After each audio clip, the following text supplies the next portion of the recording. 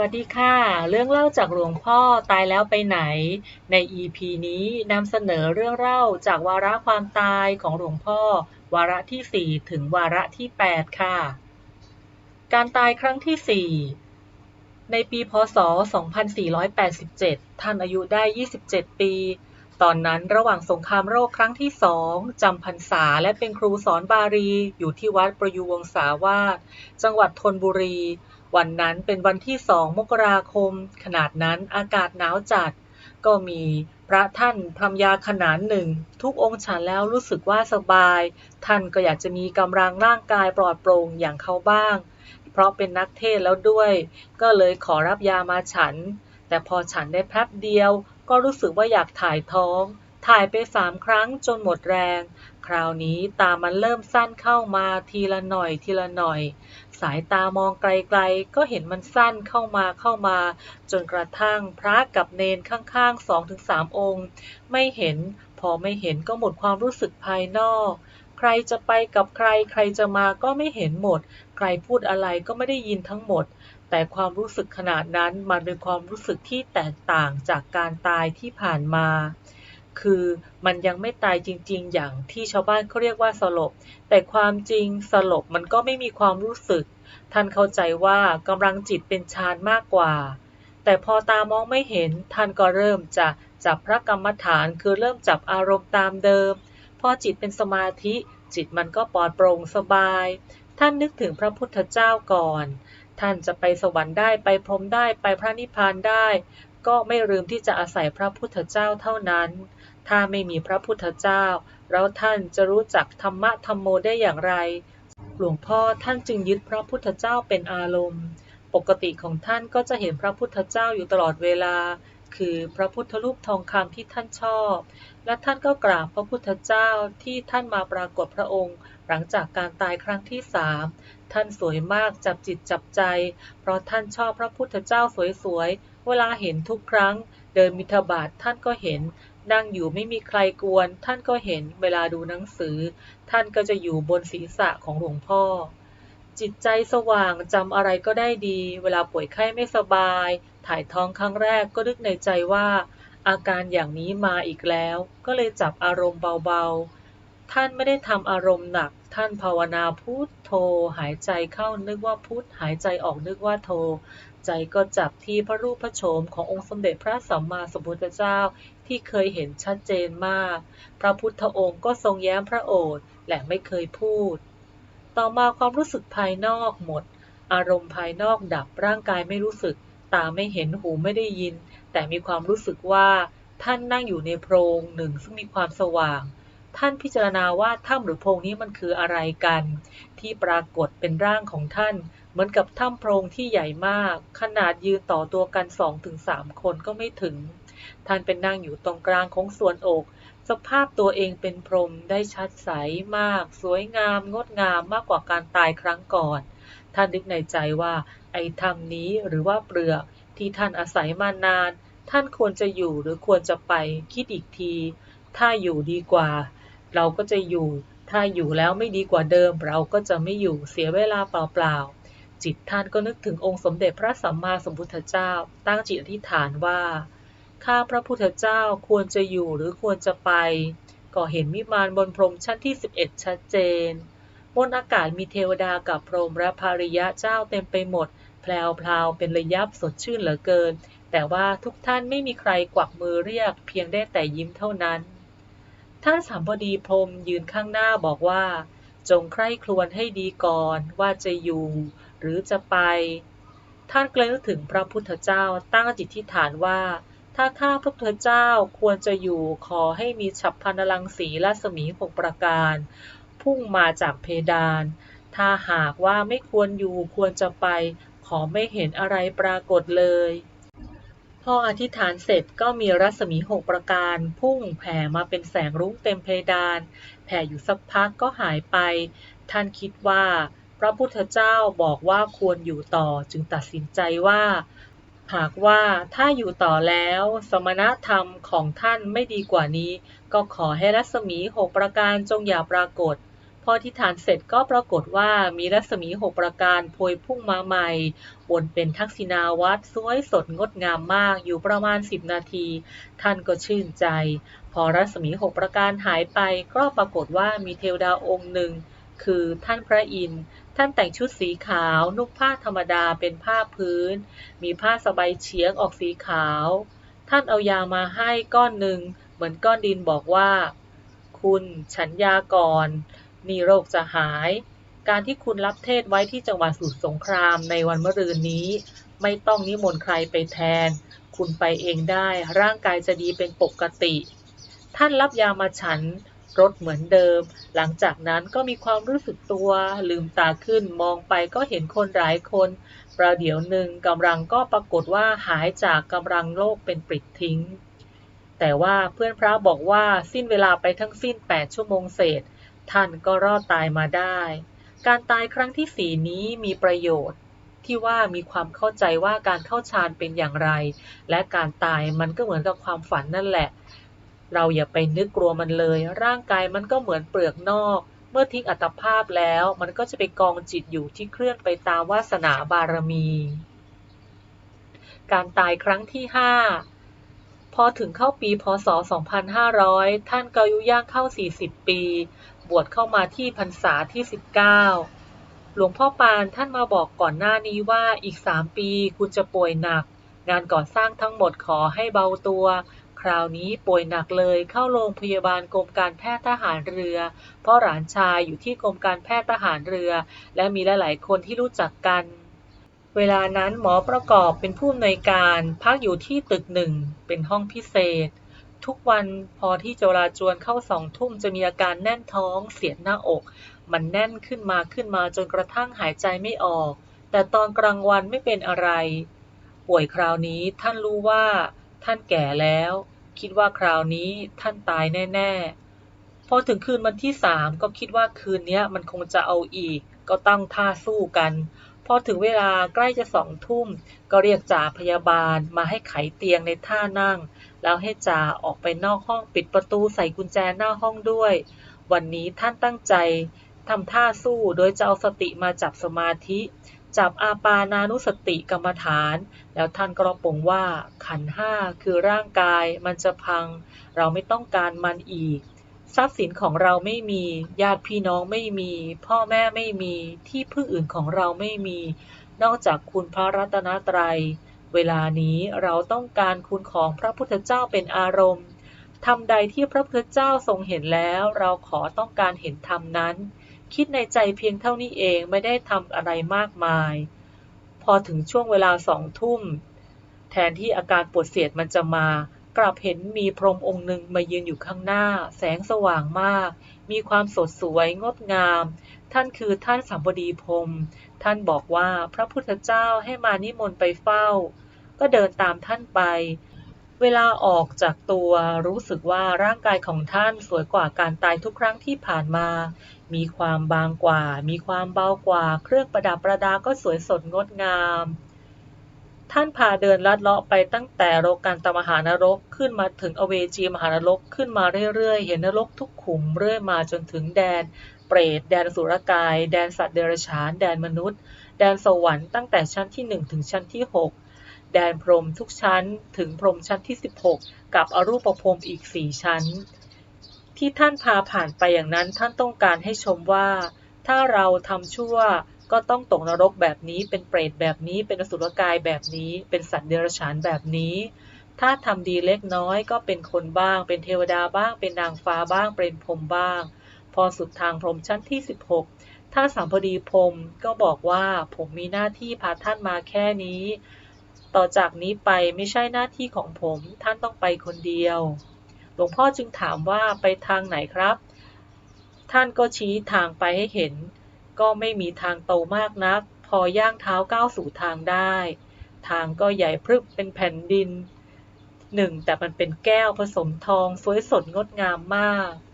พอออกจากเขตพรหมชั้นที่16ก็รู้สึกว่าหมดแรงเหมือนคนที่เป็นไข้เพิ่งตื่นขึ้นมาใหม่ๆเดินโผเพไม่มีแรงเมื่อเดินตรงไปก็พบสถานที่แห่งหนึ่งเหมือนวัดมีกำแพงคล้ายๆแก้วผสมทอง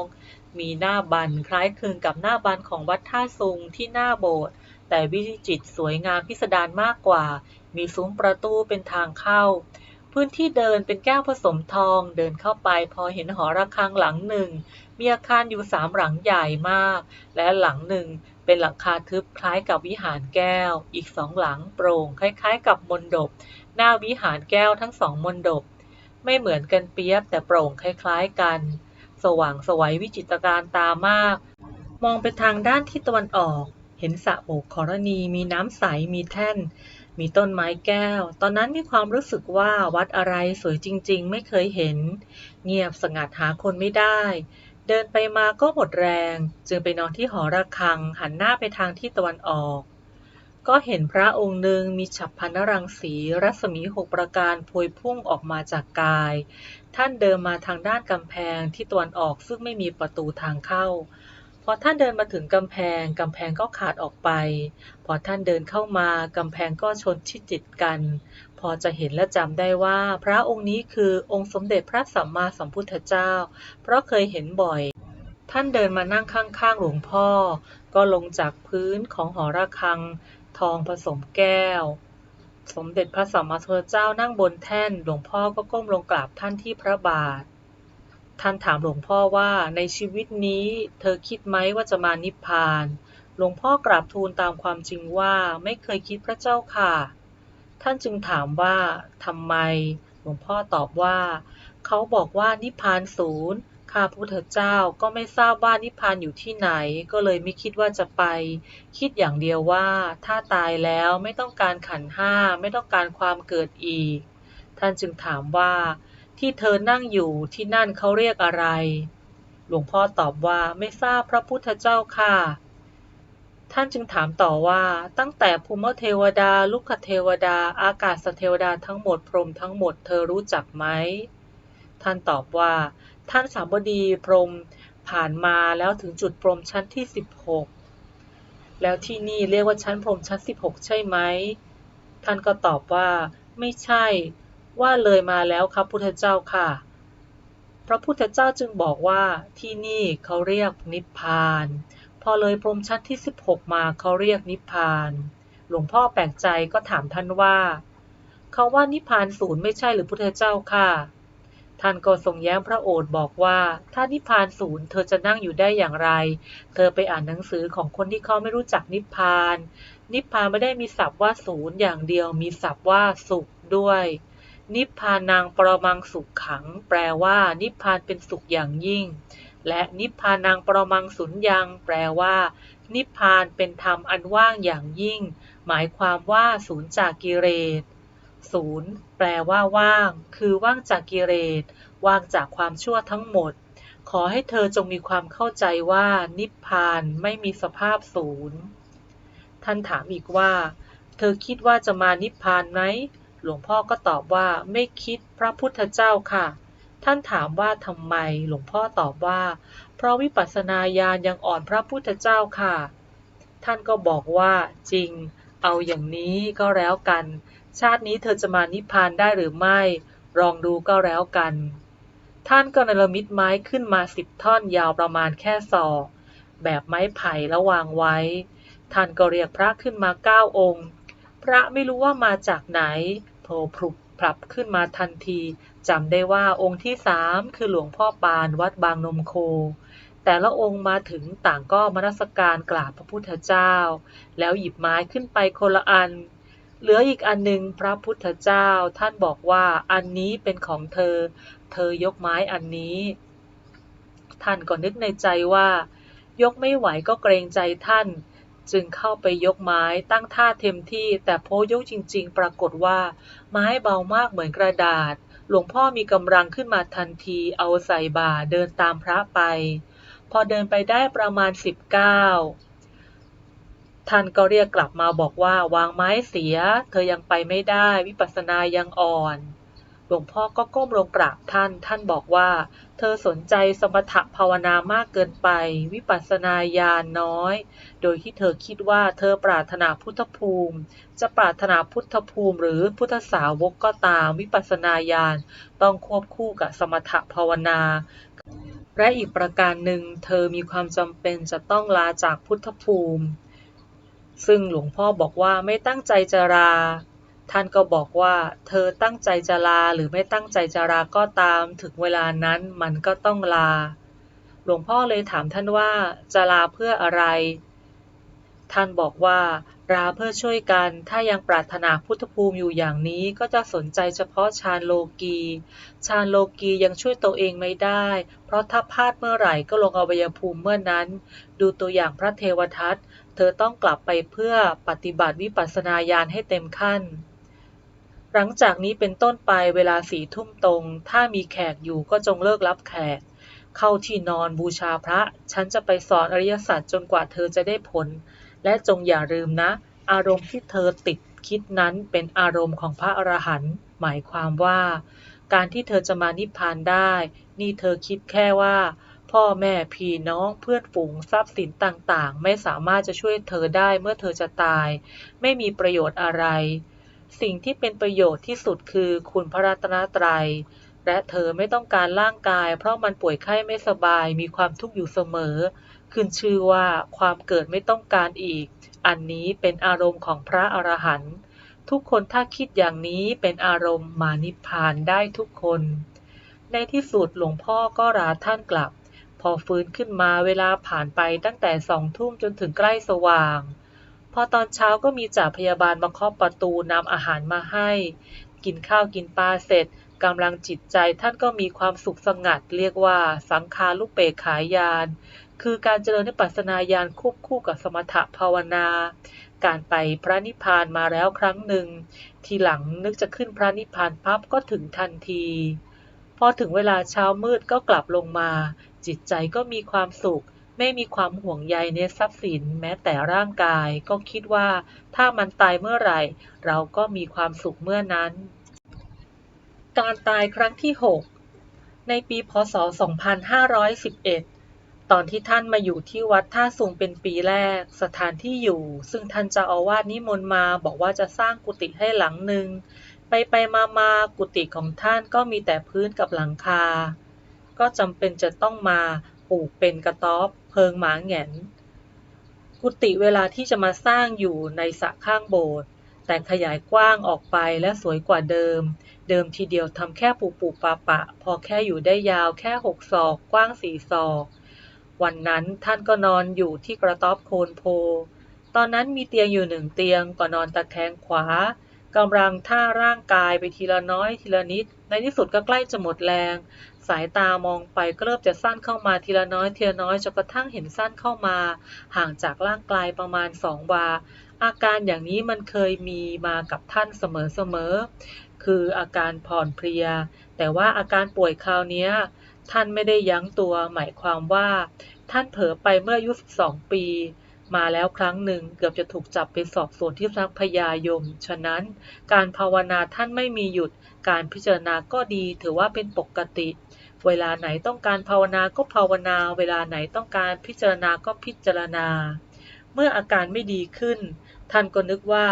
ร่างกายนี้มันไม่ดีเลยก็ตายมันวันนี้แหละมันจะตายเมื่อไรก็ช่างเราก็เตรียมพร้อมไว้เพื่อจิตเป็นสุขมีความรู้สึกว่าร่างกายเราประคบประหงมมันดีเท่าไหร่มันก็ไม่ดีกับเราเลยเลิกเสียเถอะเองจะตายก็ตายเถอะก็บอกเลยว่ามึงพังเสียได้ก็ดีกูจะได้มีความสุขเจ้าตัณหาฉันเป็นทาสแกมา50 ปีแล้วความดีนิดนึงของแกไม่มีสำหรับฉันเลยไอ้ร่างกายนี่แกให้ข้ามาเวลานี้ข้าก็มีความเบื่อหน่ายในร่างกายที่แกให้แกจะต้องการร่างกายของแกคืนไปก็เชิญฉันไม่มีความปรารถนาร่างกายเร็วๆอย่างนี้พอจิตท่านคิดได้เท่านี้ไอ้ตัวสั้นของสายตามันก็หยุดมันไม่สั้นเข้ามาอีกกายมันเพลียแต่ใจไม่ได้เพลียไปด้วยกายยิ่งเพลียเพียงใดจิตก็ยิ่งแจ่มใสมากขึ้นความสว่างไสวของจิตมีมากขึ้นกว่าเก่าแพรวพราวระยิบระยับแต่ก็มีแปลกอยู่อย่างหนึ่งในอากาศไม่มีใครเลยไม่เห็นเทวดาไม่เห็นพรหมไม่เห็นใครทั้งหมดก็มีแต่ความรู้สึกว่าถ้าอาการอย่างนี้มันคงไม่เอาจริงๆแต่ในใจก็อยากให้มันเอาจริงๆเมื่อสายตายาวออกไปร่างกายเริ่มมีกำลังจึงคิดในใจว่า ตัณหาเจ้าเอ๋ยเจ้าทำไมถึงหลอกเราอย่างนี้เจ้าคิดหรือว่าเราจะต้องการเจ้าเราเบื่อเจ้าเราเกิดมาหลายอสงไขยกับเพราะเป็นทาสของเจ้าไม่มีความดีสำหรับเราเลยความจริงเราไม่ต้องการร่างกายเร็วๆอย่างเจ้าเมื่อไหร่เจ้าจะมาทวงร่างกายของเจ้าคืนไปใจท่านนึกอยู่เพียงผู้เดียวพอนึกไปก็เลยทำใจหยุดว่าจะนึกไปทำไมมันจะอยู่ก็อยู่มันจะตายก็ตายมันตายเมื่อไหร่ก็ไปบ้านของท่านเมื่อนั้นใจท่านก็จับอยู่ที่บ้านสวยแจ๋วมีความสวยงามอย่างมากมีความสุขในระหว่างนั้นเองท่านเห็นองค์สมเด็จพระสัมมาสัมพุทธเจ้ามีพระวรกายใหญ่มากถ้าพระพุทธรูปได้ขนาดหน้าตัก4 ศอกก็ต้อง10 องค์ถึงจะเท่าพระวรกายของพระองค์เวลานั้นชัดเจนแจ่มใสแพรวๆระยับรอยอยู่ข้างหน้าไม่ไกลจากท่านนักท่านลอยต่ำกว่าหลังคากระต๊อบหลังนั้นแต่ว่าเวลานั้นภาพหลังคาไม่ปรากฏเห็นแต่พระพุทธเจ้าทรงแย้มพระโอษฐ์แล้วก็ตรัสว่าสัมภเกสีอาการเพียงเท่านี้เธอเป็นทุกข์มากหรือหลวงพ่อตอบพระองค์ว่าข้าพระพุทธเจ้าไม่ทุกข์พระพุทธเจ้าค่ะท่านตรัสว่าไม่ทุกข์ทำไมจึงมีการท้าทายกับตัวตัณหาหลวงพ่อตอบว่าการท้าทายกับตัณหาก็เพราะข้าพุทธเจ้าไม่ต้องการตัณหาและไม่ต้องการสมบัติของตัณหาเวลานี้สมบัติของตัณหาแต่ละชิ้นไม่ต้องการเลยมีความต้องการอย่างเดียวคือบ้านหลังนั้นพระองค์ก็ทรงยิ้มแล้วตรัสว่าอาการป่วยเท่านี้อาการทุกขเวทนาเพียงเท่านี้จงอย่าบ่นนะทำใจให้สบายจิตไม่ยึดถืออะไรทั้งหมดสลัดทุกอย่างกามตัณหาภวตัณหาวิภวตัณหาสลัดให้หมดจงเข้าใจในทุกข์ของโลกคนที่เกิดมาในโลกใครก็ตามพระอรหันต์ก็ตามพระพุทธเจ้าก็ตามก็ป่วยเหมือนกันร่างกายของพุทธเจ้าก็ป่วยร่างกายของพระอรหันต์ก็ป่วยร่างกายของเธอจะไม่ป่วยไม่ได้หลังจากนั้นพระพุทธเจ้าก็ตรัสว่าเธอจงรักษากำลังใจอย่างนี้ให้เป็นปกติเป็นเอกคตารมณ์คือมีอารมณ์เดียวที่เราต้องการอย่างนี้อย่าพลาดพลั้งลงอบายภูมิเจ้าหนี้ของเธอที่ยังไม่ได้ชำระหนี้เฉพาะคนสัตว์ไม่คิดเท่านี้เธอดูท่านชี้ไปหลวงพ่อก็เห็นหัวคนเขาตัดเฉพาะหัวเรียงพื้นจากแนวทางของคลองวางเรียงระเบียบเรียบร้อยจนสุดพื้นที่ของวัดท่าสูงด้านเหนือสุดเลยแล้วก็ไม่ได้ชั้นเดียวเต็มพื้นไปหมดกุฏิอะไรไม่เห็นทั้งนั้นเห็นแต่หัวคนวางเรียงเป็นระเบียบสูงกว่ายอดโพ1 เท่าหรืออาจจะเป็น1 เท่าเศษท่านบอกว่าคนทั้งหมดนี้เธอฆ่ามาในอดีตและเวลานี้กรรมที่เธอทำกับเขาทุกคนเธอยังไม่ได้ใช้หนี้เวลานี้เธอกำลังใช้หนี้เศษกรรมส่วนอื่นส่วนใหญ่หนี้ยังไม่ได้ใช้หลวงพ่อจึงกราบเรียนถามท่านว่าการสร้างบาปขนาดนั้นทำไมไม่ไปอบายภูมิท่านก็ตรัสว่าทุกชาติหลังจากนั้นมาเป็นพันชาติเศษเธอเป็นนักรบก็จริงแต่ทว่าก็เป็นนักบุญด้วยนักรบก็เป็นนักบุญก็เป็นดังนั้นเวลายามว่างก่อนรบก็ทำบุญเวลาไปรบจิตใจก็นึกถึงพระเป็นที่พึ่งกลับมาจากการรบก็ทำบุญแล้วก็ชอบเจริญสมาธินักรบต้องใช้อาวุธฟาดฟันกันโดยเฉพาะใช้มีดใช้ดาบใช้หอกต้องหนังเหนียวทุกคนจะหนังเหนียวได้ก็ได้เพราะอาศัยพระคุ้มครองฉะนั้นจิตใจถึงนึกถึงพระปกติเวลาตายจิตนึกถึงพระเป็นปกติอย่างนี้เป็นอารมณ์ฌานอาศัยกำลังของฌานก็หนีบาปไปได้ทุกครั้งพันชาติเศษแล้วสมเด็จพระพุทธเจ้าก็ให้โอวาทว่านับตั้งแต่นี้เป็นต้นไปเธอจงถือกำลังใจเป็นสังขารุปเปกขายานเป็นอารมณ์อะไรจะเกิดขึ้นกับร่างกายก็ถือว่าเฉยไว้เขาจะชมก็เฉยเขาจะด่าก็เฉยแล้วร่างกายจะเจ็บไข้ไม่สบายก็ทำใจสบายเฉยยอมรับถือกฎธรรมดาคิดว่าร่างกายของเราต้องเป็นอย่างนั้นอย่าใช้อารมณ์ฝืนกฎธรรมดาเหล่านี้อารมณ์จิตของเธอจะเป็นสุขหัวคนที่ปรากฏทั้งหมดนี่นับแสนกรรมอันนี้ไม่สามารถจะตามเธอทันได้เธอมีโอกาสจะไปบ้านตามที่เธอต้องการการตายครั้งที่ 7เมื่อวันที่ 22 ตุลาคม พ.ศ. 2523 การตายคราวนี้แปลกไม่มีโรค ตอนเช้าลงมาจากกุฏิชั้น2ตื่นขึ้นมา ท่านล้างหน้าเสร็จก็หยิบเอกสารสำหรับทำงานลงมาที่ตึกอินทราพงศ์หวังว่าจะทำงานเมื่อฉันเช้าเสร็จพอวางเอกสารเสร็จก็อยากเข้าห้องส้วมพอไปนั่งส้วมปั๊บมันไม่ใช่ที่ต้องการจะถ่ายมันเป็นมืดไปหมดไม่ใช่หน้ามืดอย่างเดียวมันมืดไปหมดแม้แต่จะยกมือขึ้นก็มองไม่เห็นแต่ว่าจิตใจเป็นสุขคือคิดว่าอาการอย่างนี้ควรเป็นอาการของความตายถ้าตายแล้วในเวลานี้ก็ไม่เห็นแปลกอะไรจิตใจเป็นสุขก็ไปนิพพานนั่งอยู่นานสักครู่ก็คิดในใจว่าตั้งแต่พระพุทธเจ้าอุบัติมาแล้วก็ไม่เคยมีพระอรหันต์องค์ไหนท่านนิพพานบนโถส้วมถ้าเราตายบนโถส้วมก็จะเก่งกว่าพระอรหันต์ทั้งหมดลูกศิษย์ของเราก็มีมากถ้าเขาทราบว่าอาจารย์ตายบนโถส้วมก็จะขายขี้หน้าเขาเลยลุกออกจากโถส้วมก็มองไม่เห็นอะไรเลยเอามือคลำข้างฝาคลำราวผ้าออกมาพอมาถึงหน้าประตูห้องบันทึกเสียงพื้นห้องปูพรมก็เอนกายลงนอนตรงนั้นพอเอนกายลงไปแล้วจิตก็ออกจากร่างไปติดอยู่แค่พระจุฬามณีเจดีย์สถานในบริเวณสวรรค์ชั้นดาวดึงส์ทั้งหมดเต็มไปทั้งเทวดานางฟ้าพรหมและพระอรหันต์ทั้งหมดทะลุไปพระนิพพานไม่ได้หาทางไปไม่ได้เห็นแต่พระพุทธเจ้าก็เข้าไปกราบท่านพระพุทธเจ้าถามว่าจะไปไหนหลวงพ่อตอบว่าจะไปพระนิพพานครับพระพุทธเจ้าก็บอกว่า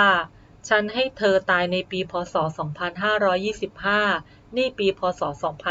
2523จะตายไม่ได้หลวงพ่อกราบเรียนว่าตายได้หรือไม่ได้ก็มาแล้วครับพระพุทธเจ้าเลยบอกว่าเอาอย่างนี้แล้วกันกลับลงไปก่อนสัญญาเดิมปี2525ถ้าฉันปล่อยให้เธออยู่ถึง2525ฉันจะเอาเธอไว้ไม่ได้ฉะนั้นในปี2523ฉันจะต้องทำให้เธอตายชั่วคราวก่อนได้ถือว่าเป็นการเกิดใหม่หลวงพ่อท่านก็ยังไม่อยากกลับแต่ก็ต้องจำใจกลับลงมาในเมื่อพระพุทธเจ้าท่านต้องมาด้วยเหตุผลนี้เมื่อเข้าร่างกายก็ค่อยๆลืมตาขึ้นมันก็ยังมืดอยู่จึงหลับตาต่อไปสักครู่จึงลืมตาขึ้นมาค่อยๆสว่างท่านบอกว่าให้ถือว่าเกิดใหม่ตั้งแต่วันนี้เป็นต้นไปนะพระพุทธเจ้าท่านให้ต่อเวลาอีก10 ปีการตายครั้งที่8ในวันที่3 ตุลาคมพ.ศ. 2532ท่านมีอาการผิดปกติไปนั่งรับแขกฉันหมากเข้าไปรู้สึกยันเข้าไปเวลาประมาณบ่าย2-3 นาทีจำเวลาแน่นอนไม่ได้กำลังรับแขกอยู่ก็เกิดอาการปวดอุจจาระก็ลุกไปส้วมมันก็อยากจะอาเจียนก็หยิบขันน้ำมารองอาเจียนพออาเจียนเท่านั้นมันหมดความรู้สึกตัวแต่มีความรู้สึกว่าตัวออกไปนั่งคุยอยู่ข้างนอกกับเทวดา2 องค์ท่านเป็นอินทกะทั้ง2 ท่านคือท่านบุเรงนองกับท่านปิยะยาวีคุยกันแบบสบายๆร่างกายเป็นอย่างไรไม่รู้เรื่องเลยออกไปเมื่อไหร่ไม่รู้พอกลับมาอีกทีก็รู้สึกตัวว่าเสมหะนองเถือกเต็มเป็นพื้นไปหมดแต่มันก็ไม่มีแรงนั่งรวบรวมกำลังใจอยู่นิดนึงประตูก็ใส่กลอนพอมีแล้วนิดหน่อยก็ค่อยๆเกาะราวผ้าไปถอดกลอนพอดีพระสมุหบัญชาเรียกพระประหลัดวิรัตว่าวิรัตวิรัตเร็วเร็ววิรัตเร็วเร็วจากนั้นก็ไม่รู้เรื่องอีกเลยปรากฏว่ามารู้เรื่องอีกทีก็เขามานวดไม้นวดมือกันแล้วตอนออกมาตอนแรกพระท่านบอกว่าเป็นการออกไปจากร่างกายเพราะร่างกายมันหนักถ้าไม่ให้ออกจากร่างกายมันจะหายใจไม่ทันเสมหะออกมามันจะขาดใจตายตอนนั้นพระท่านกลัวจะตายท่านเลยดึงจิตวิญญาณของหลวงพ่อไปเสียข้างนอกพอตอนนั้นท่านเรียกว่าสลบพ่อไม่รู้สึกอะไรตัวสลบกับตัวออกไปข้างนอกมันไม่เหมือนกันเพราะสลบมันไม่มีความรู้สึกต่อมารู้สึกตัวก็เห็นเขานวดกันไปกันมาพอดีจ๋าปัญญากับคุณบังเอิญ2 สามีภรรยาหวังจะมาเยี่ยมก็มาพบอาการหนักเข้าทุกคนก็ยิ่งวุ่นวายกำนันสมนึกบอกว่าคนร้องไห้กันหลายคนมันน่าจะร้องไห้เพราะไม่มีความรู้สึกแล้วพอยกออกไปเหมือนกับคนตายพออาการคลายตัวขึ้นก็ปรากฏว่ามีความรู้สึกมีแรงนิดหน่อยมีอาการสดชื่นเขานวดขึ้นบ้างเขาบีบบ้างเขาทำอะไรก็ตามความสดชื่นก็ปรากฏสักครู่ท่านก็ลุกขึ้นเดินได้ในที่สุดหลวงพ่อพระราชชนมยานท่านก็ได้มรณภาพอย่างจริงในวันศุกร์ที่30 ตุลาคม พ.ศ. 2535 ในเวลา 16:10 น.ที่โรงพยาบาลศิริราชได้มีการสวดอภิธรรมเป็นเวลา100 วัน